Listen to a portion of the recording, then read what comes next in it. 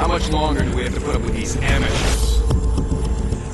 Hi, my name is Tim Benison and I'm the executive producer of Prototype, and today this video is going to be showing you some of the varied mission types in this over-the-top action game. I mean, over-the-top action is the key vibe about Prototype, and we need some over-the-top missions to go along with that.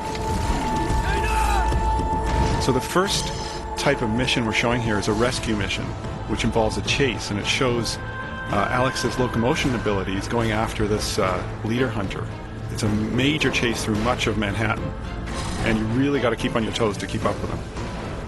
Now, one of the cool things about this chase is you've got the military after you as well, and they finally catch up to both you and the leader hunter, and there's this giant battle in the streets of New York against some pretty heavily mutated creatures. So we end the rescue scenario with some heavy combat that shows off some of Alex's attack abilities.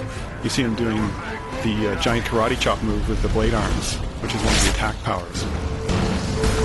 The cool thing about these brawler hunters is they can actually throw stuff at you. Now, the next mission type, we're showing some of Alex's stealth-consuming abilities here. He's trying to get into a military facility here, and he needs to assume the identity of a soldier. And here he's doing the patsy move. Once he's inside the military base, he can actually fake that another soldier is actually Alex Mercer and get the AI to take out an enemy. Now he's trying a more direct approach here to get access to the commander. The commanders have special abilities like artillery strikes.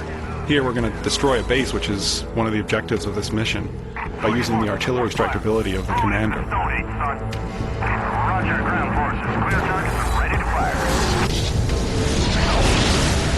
So the next mission type we're showing here is Disable. Now, the military has deployed this new technology through the city to try and take out some of the infected, and you're trying to destroy them. Now, the cool thing about this mission is it shows how we've designed many of the scenarios in the game to really set up a general scenario and then let the player decide how to solve the objectives. You've got all these tools at your disposal in the abilities that Alex Mercer has.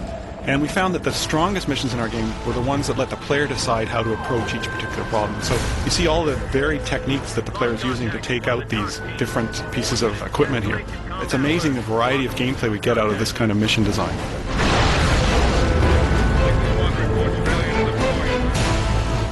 The next mission type is Protect, and this is Dr. Raglan, one of the major allies of Alex Mercer, and he must protect Raglan at this part of the story. He can't let anything into that glass chamber.